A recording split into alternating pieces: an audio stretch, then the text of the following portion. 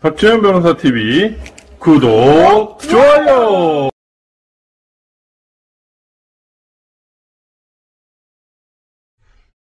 네, 여러분 안녕하세요. 반갑습니다. 네, 제가 오늘 좀 일찍 귀가하려고 했다가 귀가하는 걸 실패를 했습니다. 귀가하는 걸 실패를 하고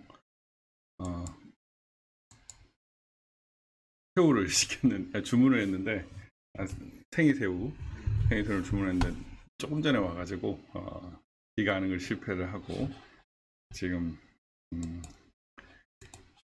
하고 있어요. 방송을 좀 하고 가야 되겠다 싶어갖고 방송을 켰습니다. 오늘 사실 그 연수리랑 좀 QR코드랑 거소투표에서 법령상 위배하고 그 거소투표를 강행하려고 했던 확진자 투표를 강행하려고 했던 선관위 노정위하고 선관위 직원들을 고발하려고 가천 선관위에 갔는데요. 오늘 인사청문회가 있다는 걸 오늘 알았습니다. 제가 언제 있다는 건 알고 있었는데 오늘 있다는 거를 아침에 알아가지고 고발인 조사하다가 좀 일찍 끝나고 오단장님한테 좀 더 맡기고 지금 왔는데 그 질의응답서를 써서 드리긴 했는데 너무 빨리 끝나가지고 허무하기 짝이 없습니다. 너무 허무하기 짝이 없고 일단 서면으로는 선관위 질의를 다시 하기는 했는데 일단은 좀 아쉬운 상황이에요. 현장에서 직접적으로 그 답을 듣고 싶었는데 그 답을 듣지 못해가지고 너무 아쉬웠습니다. 김성애 종교다문화 비서관님이 예정자 사퇴를 해버렸네요. 안타깝다.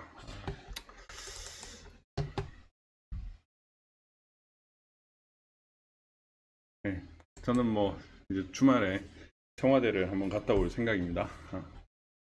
5월 10일 날 가는 것도 의미가 있긴 하겠지만 제 아들이랑 같이 가고 싶어가지고 저희 아버지랑 이렇게 갈 생각입니다. 아버지가 사실 수도경비사령부에 근무를 하셨어요. 그래가지고 박정희, 유경수 여사 보초를 좀 썼습니다.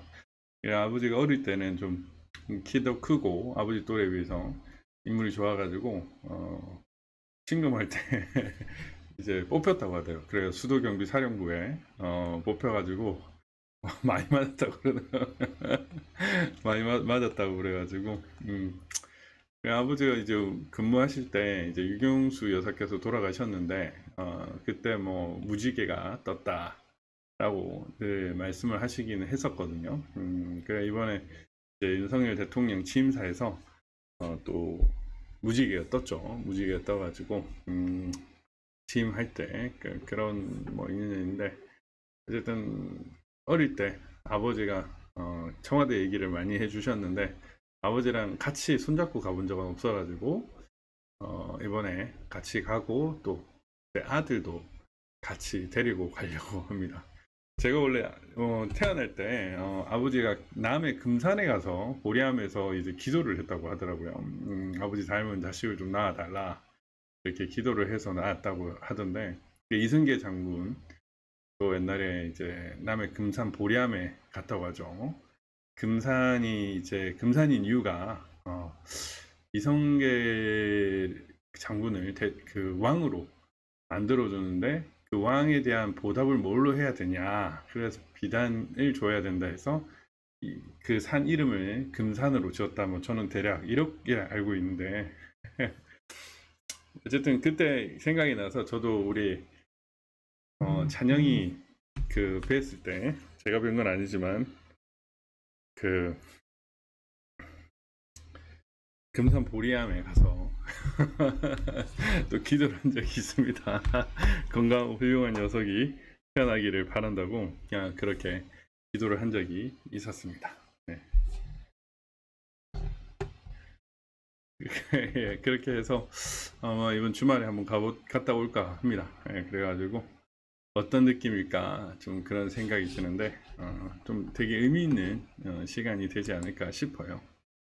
오늘 사실 뭐 질의 자료를 간단하게 전달을 했습니다. 전달을 했는데 더 시간이 많았으면 그렇게 됐겠지만 뭐 많은 시간이 주어지지 않을 것 같아요. 저는 적어도 그래도 한 6시간 하지 않을까 싶어가지고 급히 준비해서 드렸는데 2시간 만에 끝나가지고 너무너무 황당했습니다.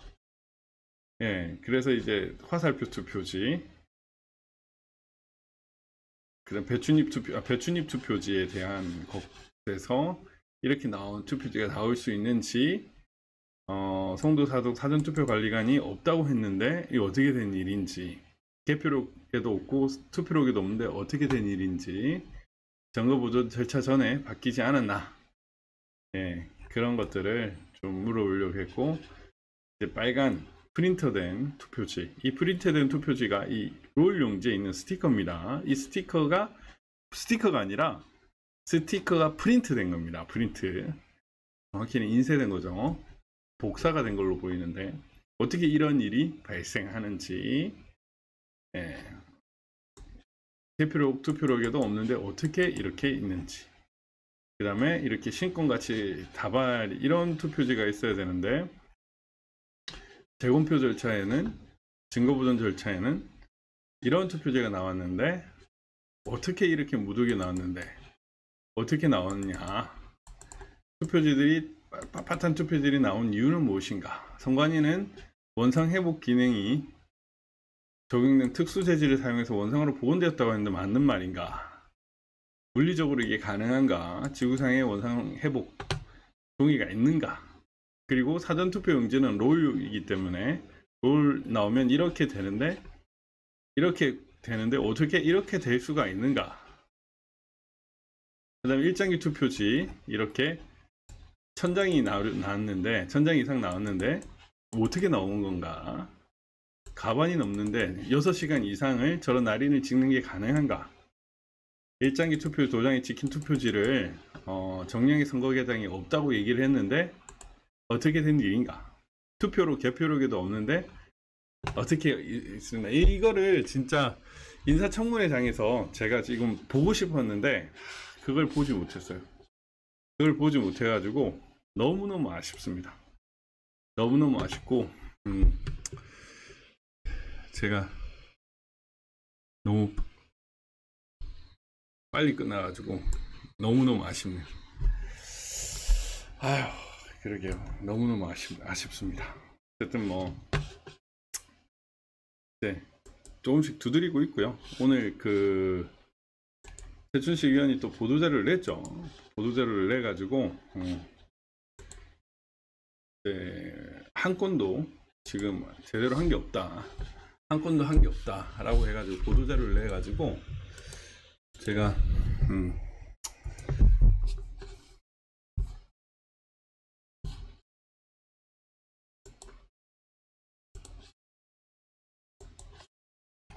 네, 예, 이렇게 한 건도 투표함 23%, 이것도 좀 잘못된 건데 5% 불가한 건데, 사실 그 5%라는 것도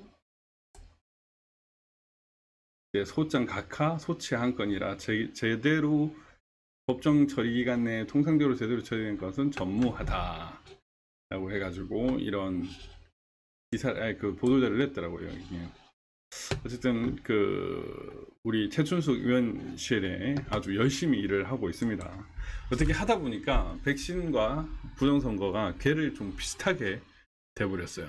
너무너무 신기하죠. 너무너무 신기하고 이렇게 될 수도 있구나 라는 생각이 들고, 또 한편 오늘 여기 기사도 나왔는데 백신 관련해서 심낭염하고 백신과 관련이 있다라는 겠습니다. 화이자 6.5배, 모더나 1.77배 높아 해가지고 연관성 없다고 문재인 정부에서는 했는데, 윤석열 정부에서는 연관성 있다라고 발표를 했죠. 화이자 모더나 백신 역시 급성 심낭염 발생가용 있다, 이런 식으로 공식적으로 지금 국가에서 이렇게 부작용을 인정을 한 그런 결과가 나왔습니다. 그래서 의미 있는 출발이 아닌가 그런 생각이 들고, 사실 들여다보면 이게 얼마나 잘못된 것인지 너무나 분명하게 알 수 있죠. 너무나 분명하게 알 수 있는 것이고, 이거는 뭐 바보가 아닌 이상 아는 건데, 지금 전면 접종 중단 소송도 진행되고 있는데 얘들이 서면을 안 내다가 오늘 처음 냈어요. 오늘 처음 냈는데 뭐 이물질이나 부작용이나 이런 부분에 대해서 엄청나게 얘기를 많이 했는데, 결국 답이 온 거는 그런 부분에 대한 대명이나 답변은 하나도 없고, 오로지 각하해달라, 실익이 없다, 이런 답변밖에 안 했어요. 저는 이제 소송이나 어떤 문제에 대해서 해결을 하는 과정에서 상대방의 대응을 보면 이게 진짜인지 가짜인지를 알 수 있거든요. 부정선거도 마찬가지고 이 백신도 마찬가지였는데, 지금 식약처와 질병청, 보건복지부 쪽의 대응이 너무나 미미하다, 이건 정말 위험하다라는 거를 인정할 수 있었습니다. 예. 회원님, 화이자 부작용 피해자시면은 소송 한번 하시죠. 이게 뭐 한 명 이렇게 소송을 하면은 돈이 많이 들기 때문에 좀 어려울 것 같고, 동일한 부작용을 가지고 있는 사람들을 모아가지고 하는 거는 괜찮을 것 같다는 생각이 듭니다. 그래서 국가배상 소송을 한번 해보는 것도 괜찮을 것 같아요. 네, 그래서 최춘식 의원님이 열심히 밝혀주고 있으셔서 저는 참 너무 감사드리고, 사실 국회는요, 이게 의원의 뜻도 정말 중요하지만 밑에 보좌진이 누군가가 정말 중요합니다. 이를테면 심재철 부의장 같은 경우에도 원래는 탄핵 찬성을 했잖아요. 탄핵 찬성을 했고 탈당을 하려고 했었거든요. 근데 이제 탄핵 찬성 즈음에 청와대 특별감찰관실에서 한 비서관이 옵니다. 예, 감찰 담당을 했던 비서관이 와가지고 탄핵 소추를 막지는 못했어요. 그때 12월 2일자로 들어왔기 때문에.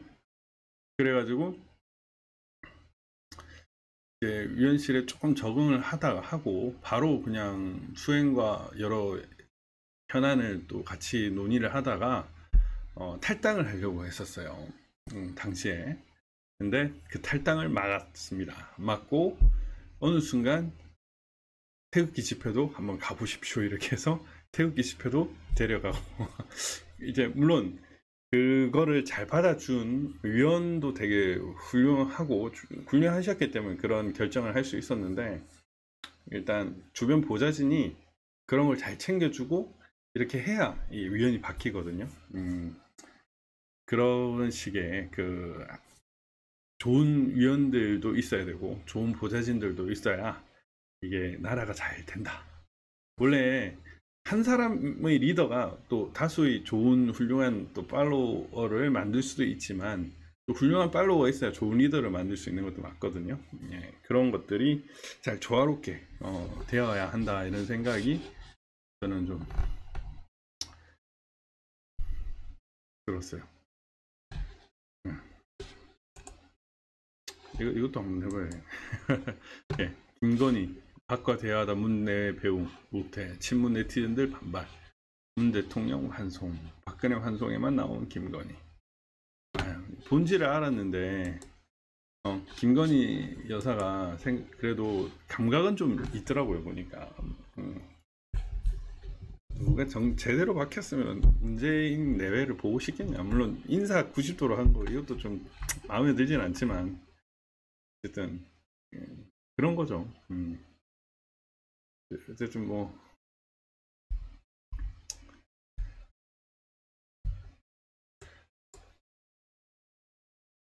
이게 또 사실인지는 모르겠는데 한번 볼까요?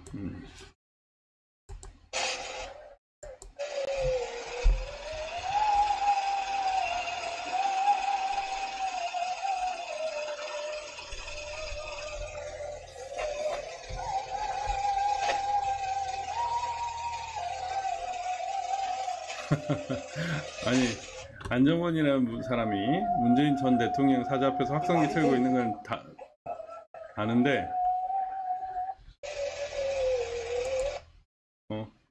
양산마을 주민들이 김정숙 여사를 경찰에 신고했다고 한다. 이유는 성악 소리가 났다고.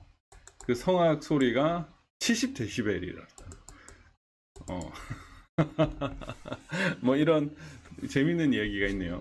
이런 재밌는 이야기 있네요. 네. 네, 길동구님 감사합니다. 예. 뭐 큰일이라는 게 여러분들하고 만나는 일이죠. 만나는 일이고 또 제 개인적인 일을 또 열심히 하는 거죠. 열심히 하는 거고. 아무튼 이 여자는 반드시 구속시켜야 됩니다. 반드시 구속시켜야 되고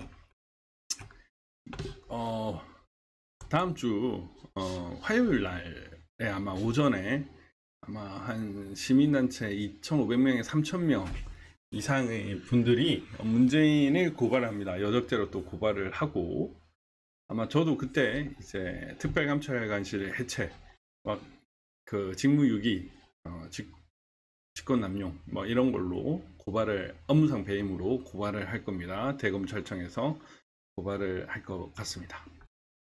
예. 물론 뭐 앞건은 그 오상금 단장의 서울역 환송이었죠. 야 마스크 안 써? 막 이런 식으로 했던 것이 상당히 기억에 남습니다. 우리 오 단장 정말 훌륭합니다. 정말 훌륭하고 예. 그 뭐 이 얘기를 하지 않을 수가 없어가지고 일단 그 루나 코인이 거의 99.9% 지금 하락했다고 합니다. 제가 이제 후회하는 것들 중에 하나가 사실 코인 투자를 안 한 건데요. 사실 뭐 저는 암호화폐 거래소에서 근무를 했었습니다. 법무실장으로. 근데 제가 그때 거기서 할 때 했던 일은 이제 뭐 어쨌든 그 컴플라이언스 그 어떤 규제 위법하지 않게끔 하는 그런 건데 이게 보니까 하면 안 되겠더라고요. 그래가지고 돈도 많이 벌 수 있는데 이게 워낙 문제성이 짙은 사기라고 사실 생각합니다. 99.9% 사기다. 그런 생각이 좀 들더라고요. 그래가지고 투자를 안 했습니다. 투자를 안 해가지고 지금 딱 100 얼마 있더라고. 130만 원 정도. 그냥 그때 조금 일부 받은 게 있는데 그거를 그냥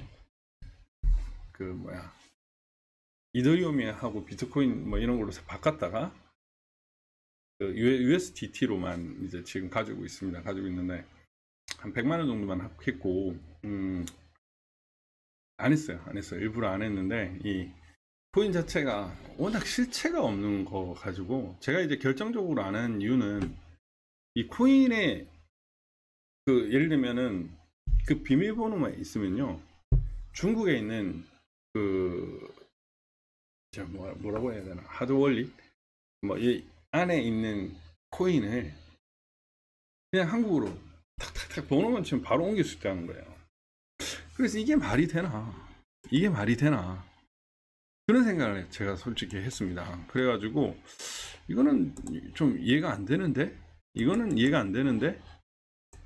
생각이 들어가지고 제가 이거는 좀 받아들이기 어렵다 이런 생각을 좀 많이 했어요. 근데 어쨌든 뭐 코인이든 주식이든 이건 도박은 결국에는 돈을 꿀게 되는 속성이 있는 것 같더라고요. 있을 때 팔아야 되고 취득을 해야 되는 것이지 계속 가지고 있으면 떨어질 수밖에 없는 그런, 물론 올라가는 것도 있지만 그런 게 있습니다. 저는 이제 좀 후회가 되는 것 중에 하나인데 2013년도에 친한 형이 우리나라의 코인원이었던 것 같아요. 코인원 설립자하고 고등학교 동기라 가지고 저한테 코인 사라 뭐 이런 얘기를 하셨는데 그때 형님 저는 인테리어 디자인 제작진님 전 코인 전망 안 한다니까요. 그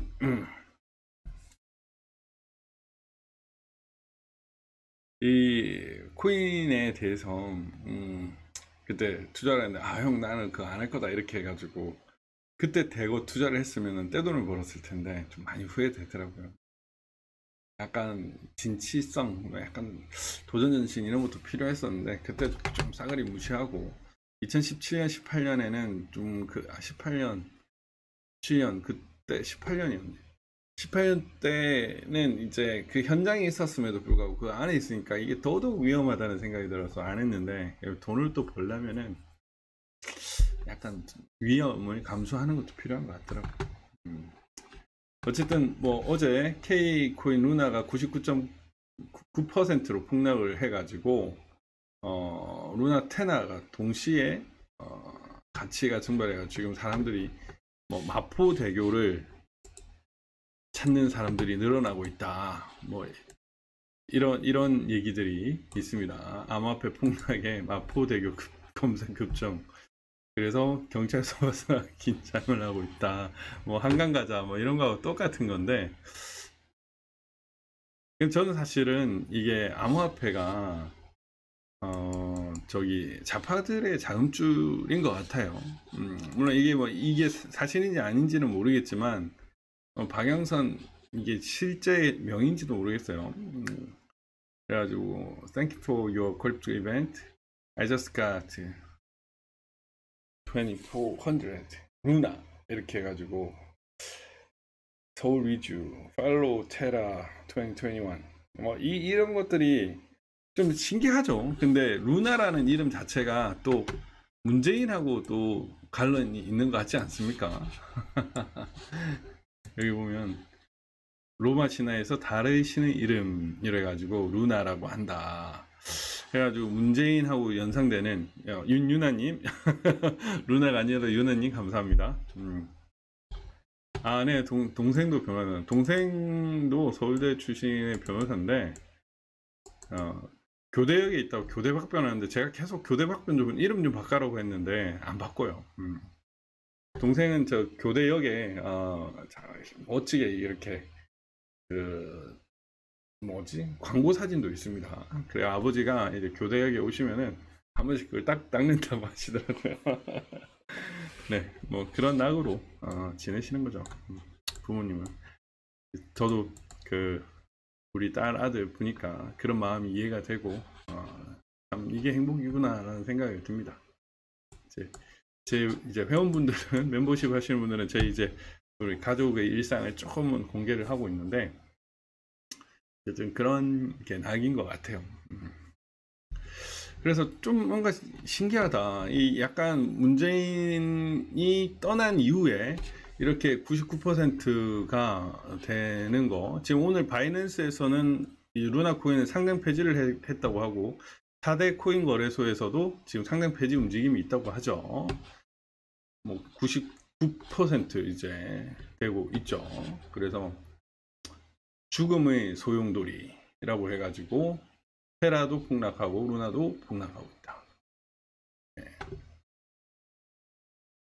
가상화폐 매도 압박에 테라 가격이 무너졌고 시장에 더 큰 패닉을 초래하고 있다. 사실 뭐 테라하고 루나하고 이게 뭐 1달러 하고 뭐 약간의 그 교환 가치 연동이 돼야 되는데 이제 갑자기 환율 급등이나 뭐 우크라이나 사태 등으로 인해 가지고 이 교환 이게 떨어지고 일부 설에서는 이 그 담보를 하는 건데 일종의 뭐 엄보증이나 지급 보증 같이 그것을 유지할 수 있었던 게 이제 권씨죠.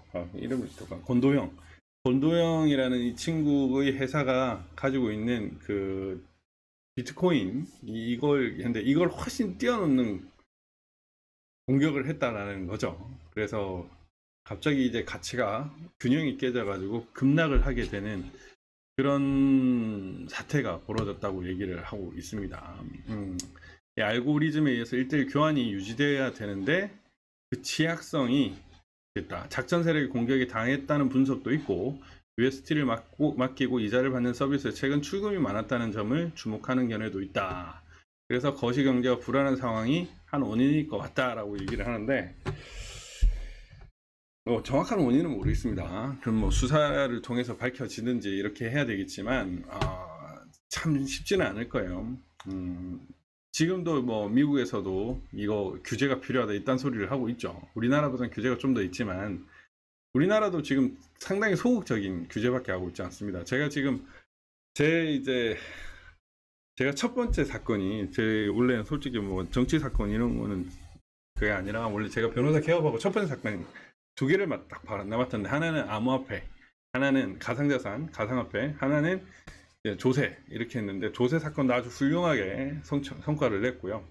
예, 뭐 그 다음에 첫 번째 그 사건 그 암호화폐 사건인데 이 가상자산 이 부분도 아직도 결론 안 내고 있어요. 2018년 정도였던 것 같은데 그때 이제 제가 이제 말에 이제 받아가지고 그 친구는 정말로 훌륭한 친구였습니다.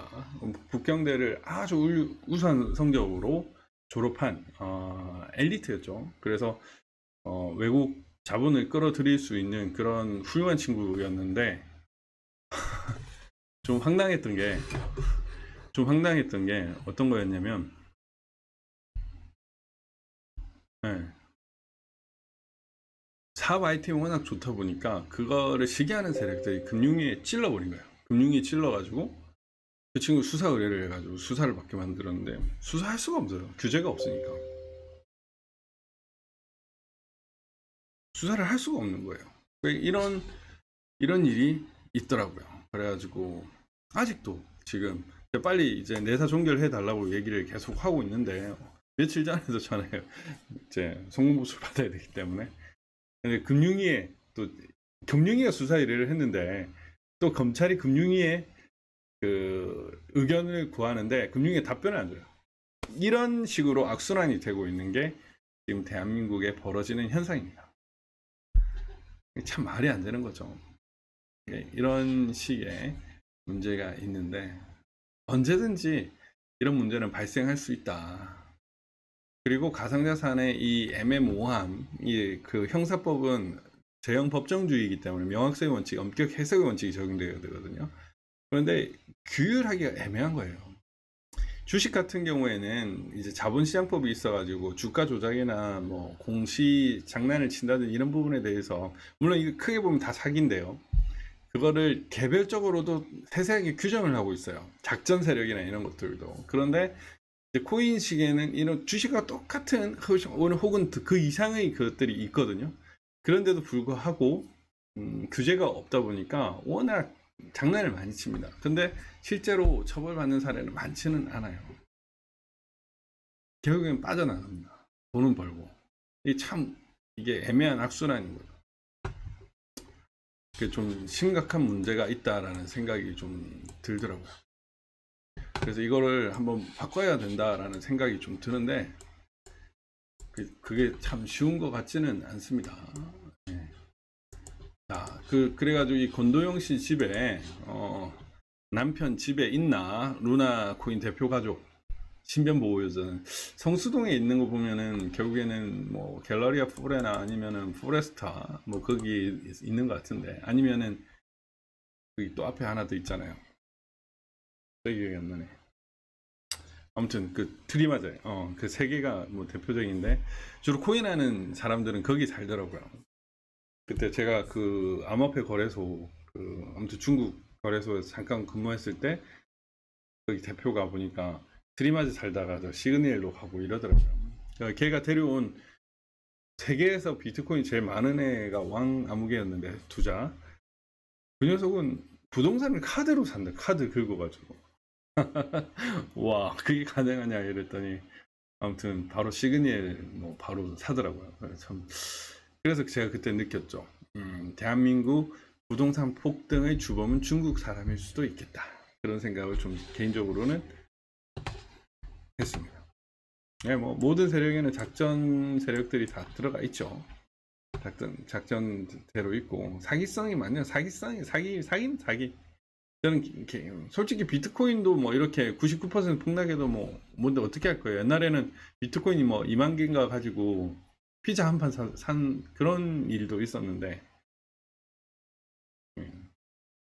어쨌든 모든 것들은 그 수익이 났을 때 현실화 시켜야 된다. 현금화 시켜야 된다. 이거는 주식이나 코인이나 모두 다 공통적인 게 아닌가 싶습니다. 저도 최근에 주식 많이 꼬라가지고 좀 후회 많이 하고 있습니다. 존버 중이에요. 존버 중. 어쨌든 신변 보호 요청을 했다라고 해가지고 초인종을 눌렀다. 건대표 소재를. 그런데 이게 지금 너무 많이 떨어졌기 때문에 좀 민감하죠, 사실.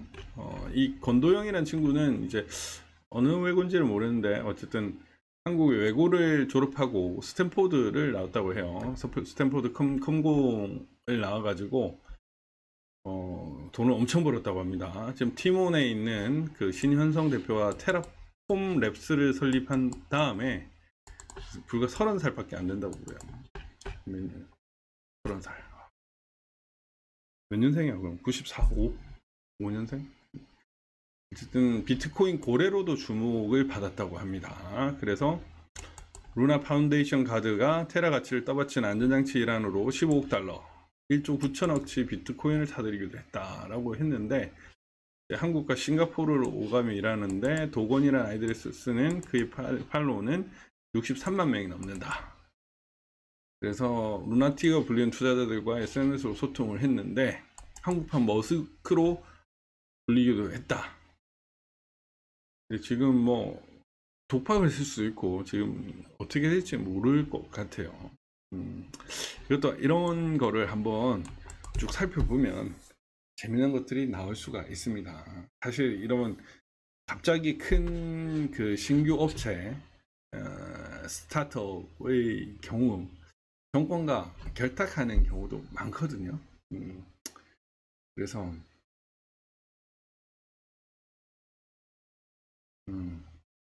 한번 이것도 살펴보면 재미있을 것 같아요. 좀 이제 오늘 그 한동훈 장관 후보자에 대해서 다시 청문회 재송부를 하라고 했죠. 그럼 아마 16일 전후에 임명을 할 것 같은데 한동훈 후보자가 이제 한동훈 장관이 되면 이제 증권 수색 그 합수단을 이제 부활한다고 하잖아요. 이제 남부지검에서 없어졌던 지금 금융조사부 이런 식으로 임명되고 있는데 아마 재미난 것들이 많이 나올 거예요. 저도 고소를 많이 했는데 불기소한 거를 다시 한번 해볼까 지금 그 생각을 하고 있습니다. 이가 조사하다 보면 제가 고발인데 고발을 해버리기도 하거든요. 말이 안 된다 이런 생각이 들어가지고 결국 이제 보면 이제 사실 이거 한번 읽어보자. 이거 테라폼 랩스의 사업 구조는 초기부터 적지 않았다. 테라폼 랩스는 특이한 알고리즘을 채택해 코인을 발행한다. 테라 블록체인 생태계의 기본 통화인 루나 공급량을 조절해 스테이블 코인인 테라 한 개의 가치를 1달러에 맞추도록 한다. 결국에는 이제 1달러라는 게 실물 화폐라면 이제 테라, 루나 이거는 이 테라폼 랩스의 카지노 코인 같은 칩 같은 거예요. 칩. 그래서 사실 언제든지 뭐 망가질 수도 있고 먹튀할 수도 있고 뭐 이런 거죠. 근데 어쨌든 이 루나가 뭐 세계 10위 안에도 들고 뭐 몇 위 안에 드는 그런 코인이 되어 버렸던 적도 있었기 때문에 지금처럼 이렇게 급락하는 거는 좀 사실 예측하기는 어려운 일인데 근데 코인은 언제든지 이렇게 될 수도 있다. 뭐 반대로 100%, 1000% 이상 급등을 할 수 있는 것도 코인이죠. 그래서 뭐 지금도 많이 들어간다고 얘기를 하잖아요. 가상화폐 상승기에는 알고리즘에 문제가 없다. 왜냐하면 근데 얼어붙으면서 시스템이 작동 불능 상태에 맞았다. 테라가 $1 밑으로 추락하자 테라폼 랩스는 루나를 대량으로 찌르겠다. 루나로 테라를 사들여 유통량을 줄임으로써 테라 가격을 올리고자 한 것이다. 그런데 통화량 증가의 덫에 빠지면서 폭락을 했고 테라와 루나를 동반 투매하는 뱅크런이 이어졌다. 죽음의 소용돌이 효과다. 데스 스파이럴. $15억 정도 조급했지만 여의치 않았고 사실상 실패한 걸로 보이고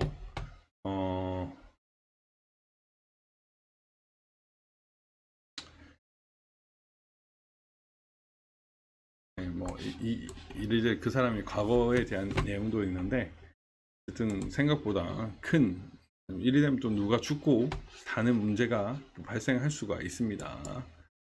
그래서 뭐 다양한 기사들이 있는데 언제든지 언제든지 이렇게 하는데 또 한편은 돈을 버는 데가 있죠. 이렇게 루나를 매매 방치한 이틀간 업비트는 또 사람들이 폭락을 하든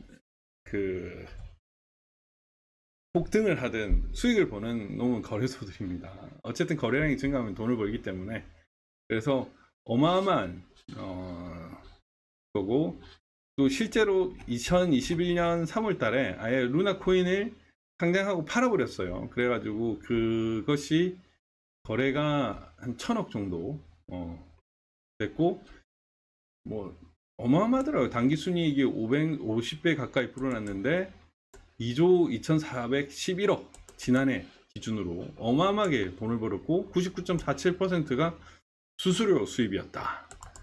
그리고 2018년 4월에 2천만 개 루나를 취득한 뒤 3년 뒤에 상장시키면서 전액 매도했는데 그 당시 1000억 원이 넘는다.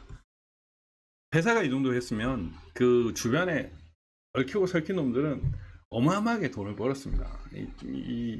한때 코스닥 코스피를 코스닥은 넘었고 코스피도 뭐 거의 넘을 정도로 어마어마하게 했었죠. 아무튼 어마어마해.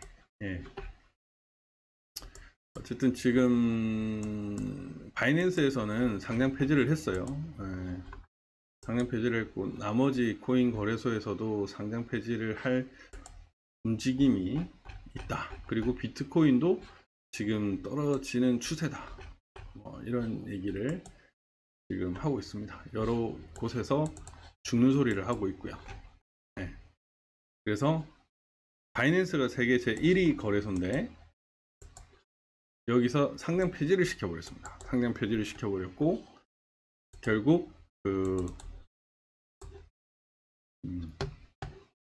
하루 만에 이제 시가총액 258조가 증발을 해버렸다. 네. 아무튼 완전 돈 장난이죠. 저는 근데 그 생각을 옛날에 솔직히 했습니다. 어떻게 했냐? 세계의 통화량이 너무 많으면 그 통화량을 올리는 방법이 있더라고요. 어떻게 올리냐? 가상화폐로 막 통화를 올리면 가상화폐를 그냥 가치를 확 폭락시켜 버리면 그 통화량이 줄어드는 거예요. 그래서 이렇게 가능할까 이랬는데 실제로 그런 상황이 벌어졌습니다. 네. 저는 사실 루나라는 게 좀 석연치가 않아요. 이 네이밍이라는 것도 우연이 아니거든요. 제가 학교 다닐 때 제가 책을 썼는데 제가 쓴 책으로 이제 학생들이 공부를 했어요. 근데 제 이름으로 쓰면은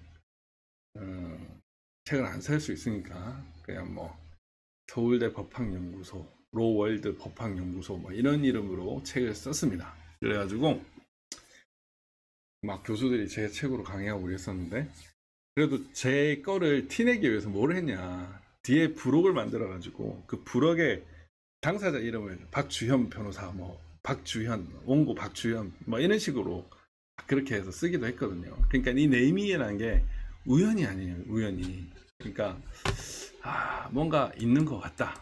저는 뭐 이런 생각이 좀 들더라고요. 그래서 막연한 생각은 아닐 거라고 생각을 합니다.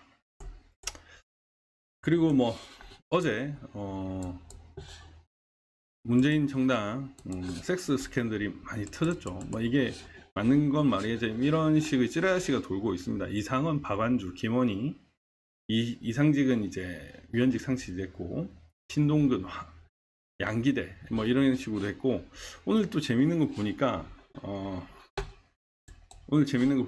그 뭐더라, 나는 여자 문제가 없습니다라고 해가지고 민주당 도의원 출마자가 그걸 또 현수막으로 옮겨가지고 자기 당의 셀프 디스하는 그런 거를 보여줬는데 너무너무 재밌었던 것 같습니다. 너무 재밌었던 것 같고, 네, 웃긴 거죠.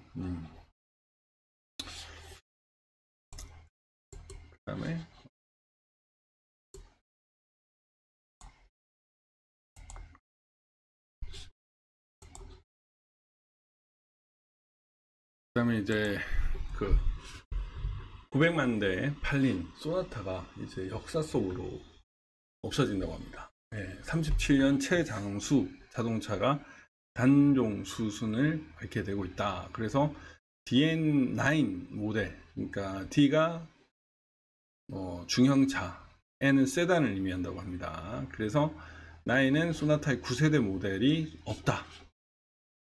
그래서 DN8까지만 있다라고 해서 현대차는 유럽 시장 전기차 100% 판매를 목표로 내건 2035년부터 기존 내연 기관차 생산 중단 절차에 돌입한다고 합니다.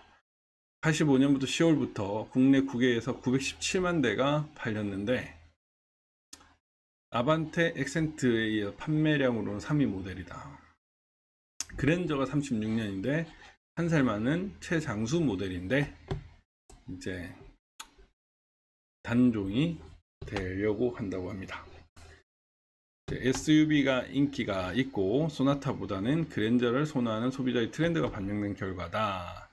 그래서 지난해 현대차의 국내 구매 실적을 봐도 판매량 절반이 이제 SUV고 소나타가 포함된 D 세그먼트 비율은 6.7%로 2020년 9.9%보다 감소했고, 그리고 그랜저가 오히려 더 많이 팔렸다.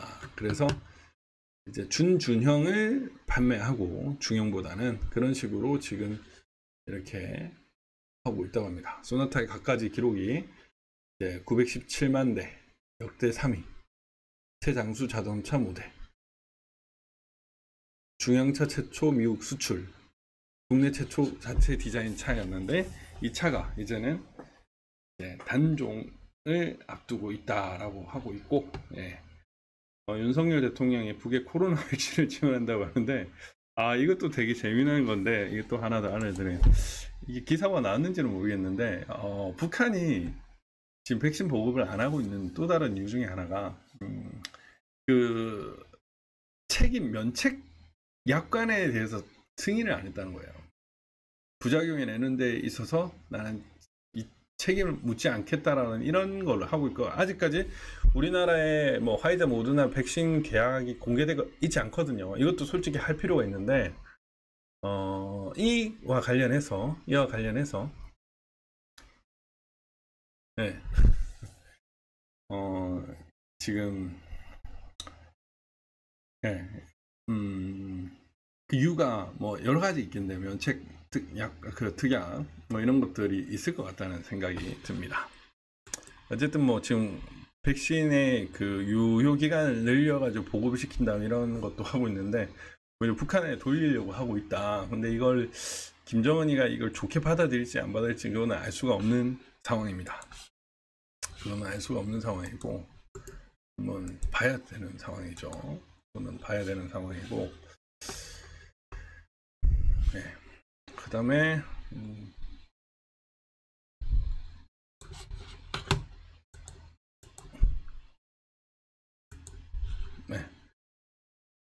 국민 이동량 코로나 전 수준으로 회복을 했고요. 북이 코로나를 첫 번째로 인정을 했다고 합니다. 김정은이 마스크 쓴 모습을 처음으로 했죠. 죽은 밥과 같은 한글이 아니라 한자어라고 합니다. 그리고 MZ 세대 소액행 8만원짜리 호텔 빙수 호텔 빙수 시즌이 시작되면 8만 원이라고 하는 거예요. 전년 대비 30%까지 인상을 했는데 대기를 1시간이나 있으면서도 그걸 먹는다고 해요. 오세훈 시장이 이제 사선을 하게 되죠. 최초로. 네. 그 다음에 북의 탄도미사일 발사는 위협이냐 도발이냐. 문정부에서는 위협이라고 표현했는데 새 정부에서는 도발로 표현하기로 했다. 그래서 발사체라는 표현도 사라질 것 같다.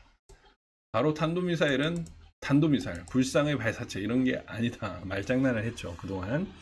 지방 아파트의 깡통 전세가 속출을 했는데 보증금 사고액 사상 최대 났다고 합니다.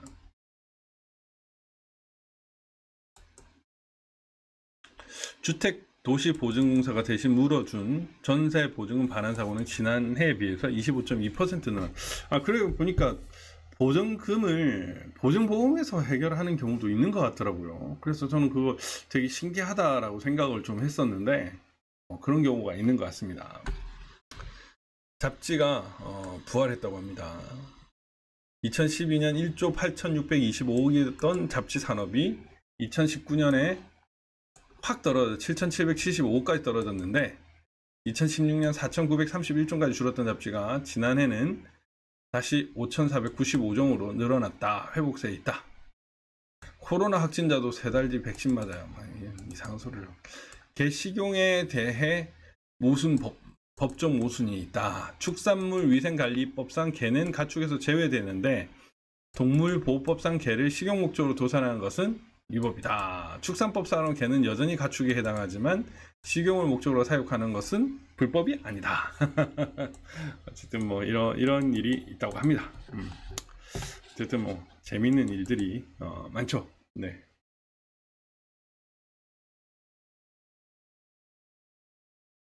일단 진실은 점점 더 알리는 게 중요하다고 생각을 하고 우리가 노력하지 않으면 세상은 바뀌지 않는다. 노력을 해야 세상이 바뀐다라고 생각을 합니다. 네. 뭐 지금 그 현 정권하고 문재인 정권이 끝났지만 예, 그들이 뿌린 씨앗이 있죠. 아직 인수인계를 받는데 또 여러 가지로 애로사항이 있을 수도 있다고 생각을 합니다. 그래서 조금은 지켜보겠지만 어쨌든 좀 비판의 시각은 놓치지 않으면서 접근을 해 보려고 합니다. 저는 그게 되게 중요하다고 생각을 하고 그렇죠.